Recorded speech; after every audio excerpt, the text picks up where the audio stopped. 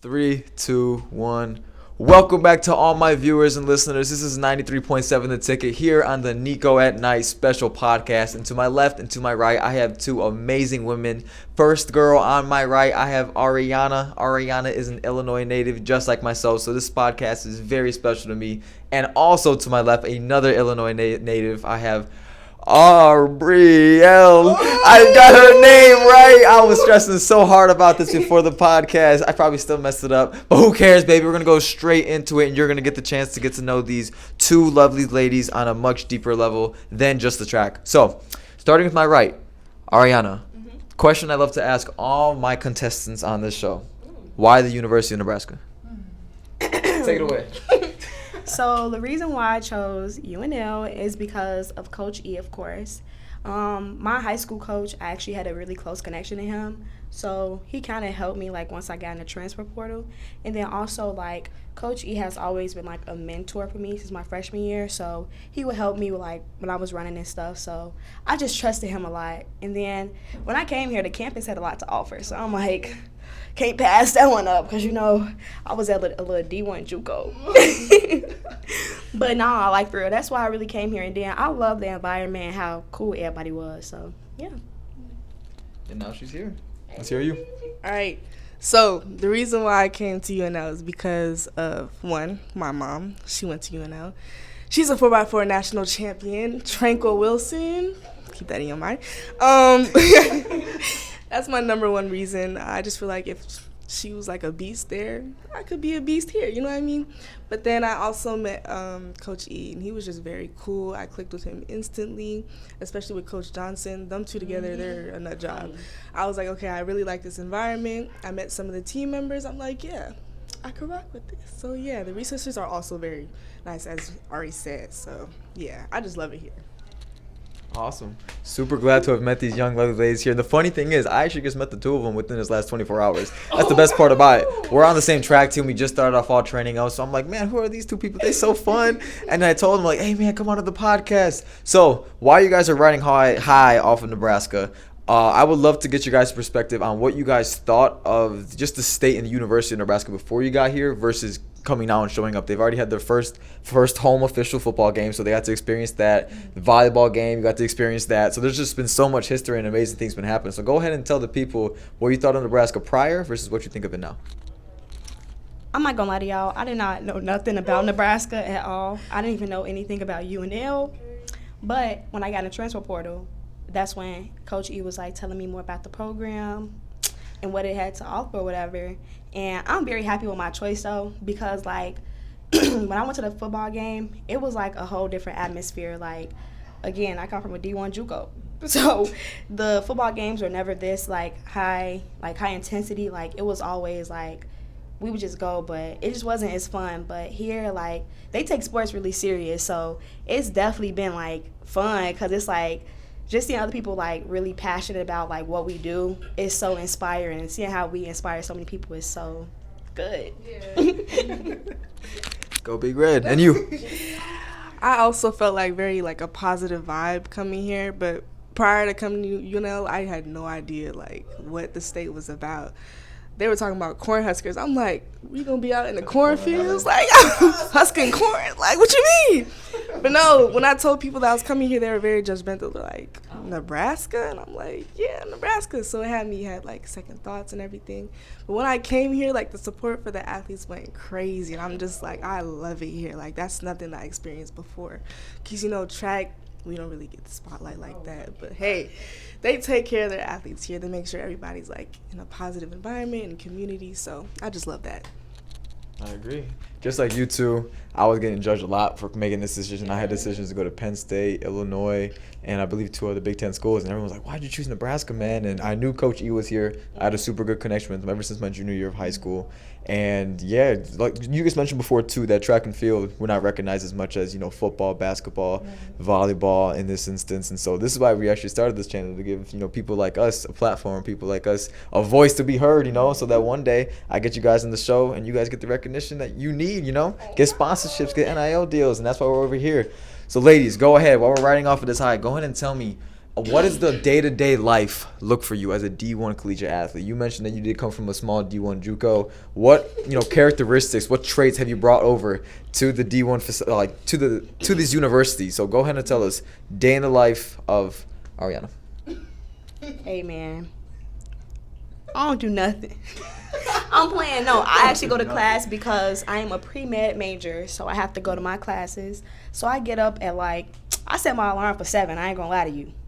I get up at 8. I ain't gonna lie. I be snooze, snooze, snooze, snooze. But once I get up and get my day started, I go get some breakfast, go to class. Then I go home and take a nap. Naps are very essential for me. And then after a nap, I go to practice. Then I go eat. Then I do homework. And that's what I do every day for real. And then on the weekends, that's like my time to rest. So I be chilling. A lie. That is 100% true. I be chilling. Okay, my lifestyle is quite similar as a D1 athlete. I've never had this experience before because, again, I'm a freshman, little fresh meat. But anyway, the workouts definitely be having me on the floor, okay? So I don't really get out there that much. On the weekends, I try to, but not much. Sleep is that's my heart, you know what I mean? So yeah, it's pretty straightforward. Sleep is essential. I gotta say, you were laughing at those mini naps, but those are no joke. Bro, I took one today before the workout. Bro, I'm telling you, the mini naps for any D1 athletes out there, and even just regular, normal people, it's like a reward. Exactly. Even if it's 15 minutes, 20 minutes, I promise you, it's gonna rejuvenate you, everything you need in a day. So, go ahead and tell me then, what is your guys' biggest struggle throughout your day-to-day? Is it school? Is it athletics? Is it balancing everything? Is it relationship issues? What is it? What's your thing that's just kind of, on your mind 24/7 that you kind of daunt a little bit? I don't be struggling with nothing for real. I've been doing this for 3 years. So you really get in a pattern of getting up, going to class, doing what you got to do, and then just being, chilling at home. I mean, it ain't really nothing to struggle with, especially once you get accustomed to the new environment and stuff. You'll set your schedule up so you have time in between here, you can do this, you can do homework here, and it's just stuff like that where it's once you get your stuff together, once school starts and stuff, you'll be fine. Routine is key. Okay, for me it's a little bit different. I definitely had to adjust to time management and everything like that because again, I'm a freshman, so transitioning from high school to a D1 athlete routine, it was kind of oh, this is how we do it, which I kind of managed I don't know, I feel I adjusted pretty easily because again, we have resources to take care of you and everything. But yeah, once I got time management, everything just flowed. So yeah. Bro, shout out to Mike. Yeah, Mike Neiman. Hey, hey. Schedule game. Hey. Listen, I remember what it was like being a freshman. I was super overwhelmed. Yeah. So it was a bit different of a time. I was a COVID kid. I graduated when there was COVID, so you don't really got to go through that. Lucky you. But go ahead. I want the people out there to know. So since we all come from Illinois, this is a unique podcast. So there's this thing out here called Nebraska Nice. And I don't know about you guys, but where I'm from, people out there, they're cool, but they're nothing like how they are out here. I feel every corner that I turn, there's somebody out there helping, offering hand. They are just super nice, super generous. People are always waving, always saying hi. And right when I first got here, I'm like, why is everybody so happy, man? What's going on, right? So literally. So go ahead and describe kind of the culture shock between Illinois and then coming here. Bro, Illinois State, bro, they was rude there, okay? For real, bro, they'll be mean mugging you walking to class. You can't even do a little smirk or smile to them because they just what you doing, gang? Why you looking at me like that? So I will say, when I came here, people's hey, what's your name? I'm hey, is this a setup? Is this a setup? But no, it's completely different from Chicago because I feel Chicago people just be, I don't know, we be just be tweaking sometimes. So coming here, I was okay, people be smiling and stuff when I'm walking to class. I'm hey. Hey. No, for real, I ain't used to this. Yeah, it was something I had to not really get used to, But like it felt so good just being so like welcome. Like I just felt comfortable. I'm like, I'm at home. This is my home. Like, oh no, bro. They're hitting you with the nice to meet you. I'm blah blah blah. I'm ABRIELLE. You know, nice to meet you. Like we can be friends. You know. But no, yeah, the environment is just so like out of this world. Like I was like, this is Nebraska. This is Nebraska. You know, it's just crazy. I love it here. I love my life. You see the smile? I love it here. Yeah. Go Big Red.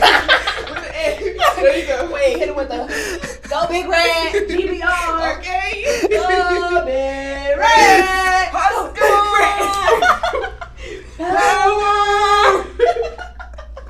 Oh my gosh, bro. Y'all are killing me right now. This is by far the funniest podcast I ever did. Ladies, ladies, go ahead and tell me, or what the heck? Go ahead and tell me. Apologize for all the laughter. I swear I'm trying to keep it together as a host. Okay.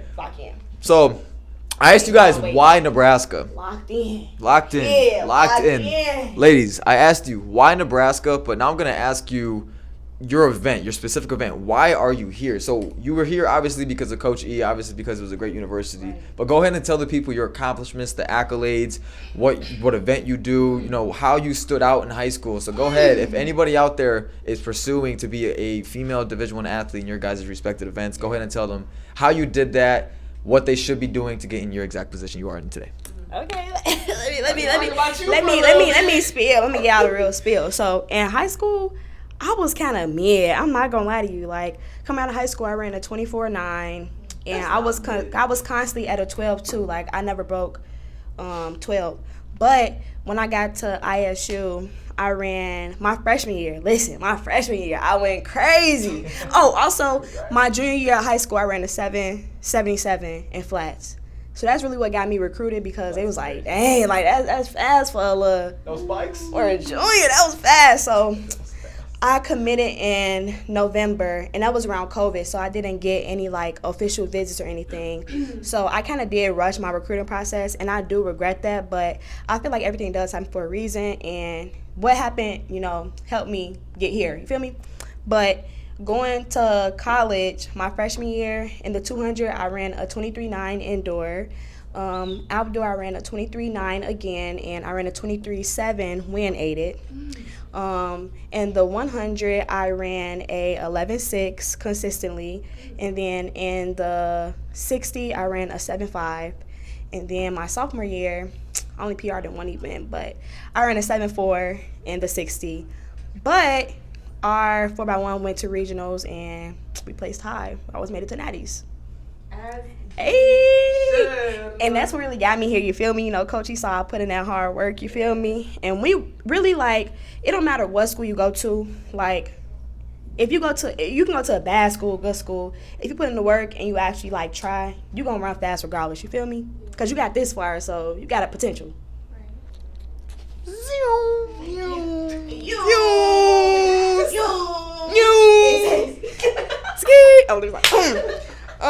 No, yeah. So my first 2 years of high school, it was rough. Okay, so COVID hit freshman year.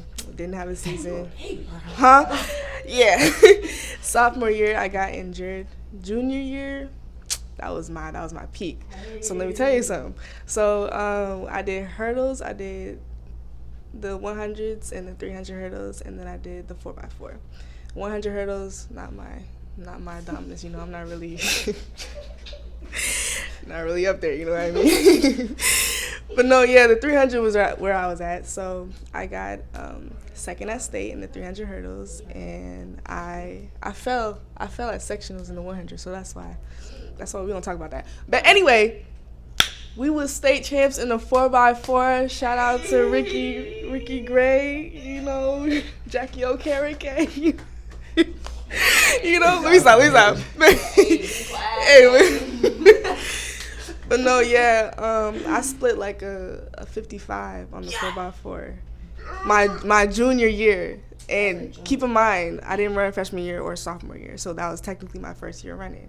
I'm just like, I did that. But anyway. Oh, we your mama. For real. Right. My senior year, I split a 54 on the 4x4 last year. And then I was state champ in the 300 hurdles, and I was a runner-up in the 100 hurdles. I didn't know I could do that. I got a 14.3 low. And I'm not a sprinter like that, so that was a very, like, big thing for me. But, yeah, I feel like with all the hard work, beside, like, the obstacles that I've been through, I feel like I worked really hard in those 2 years of high school that I had. So, yeah.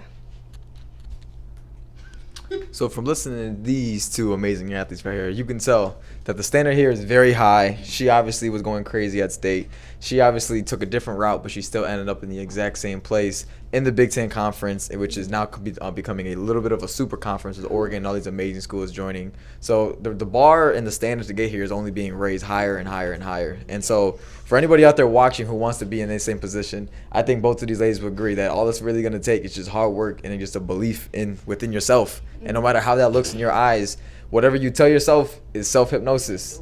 Exactly. You can do it. Mind over matter. Mind over matter. So, ladies, to go ahead and close out this podcast, I would love for you guys to share with the fans, what is your goal, not even just from an athletic standpoint, just in total of what you want to accomplish at college, where you want to be when you are walking across that stage, graduating.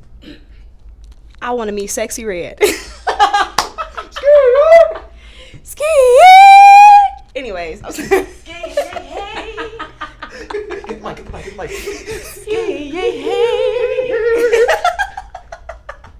Stop, bro.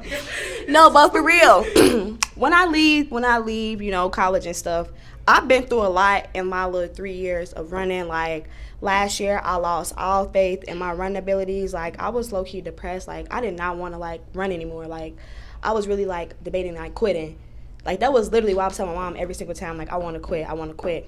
And honestly, I just want to find my passion again for track and also leave as a more wiser, independent, stronger person, because I feel like when you're broken down so bad to the point where it's like you don't even love what you do anymore, you need to come back even harder. And I was given this opportunity by God to come here and be offered by a lot of other good schools. So that definitely helped me boost my confidence back up. But when I walk across that stage, I want to leave with no regrets. I want to be happy with what I've accomplished and what I've achieved so far. And, you know, just be happy, you know, go up from there. Right. And meet Sexy Red. And me Sexy Red. It's sexy. No, yeah, so I definitely do not want to base my happiness from my performance. Like, I feel like us as athletes, we always, like, depend on our performance to make us happy, which is not healthy at all. So whether we do good, whether we do bad, we know we have the ability and the strength to do what we got to do. So I feel like that needs to be on my mind, like, on 100. Like, I feel like I need that, you know, that's my priority. But no, my priority should be God, you know what I mean? I feel like he has gotten me through so much, not even through athletics, like, from everything. Like, it's important to put God first. So, yeah, I feel like through God, all things are possible. Okay? But, yeah. God makes everything possible. Don't forget that. If you ever struggling, talk to God, because God already know your plan. He already know what he going to do for you.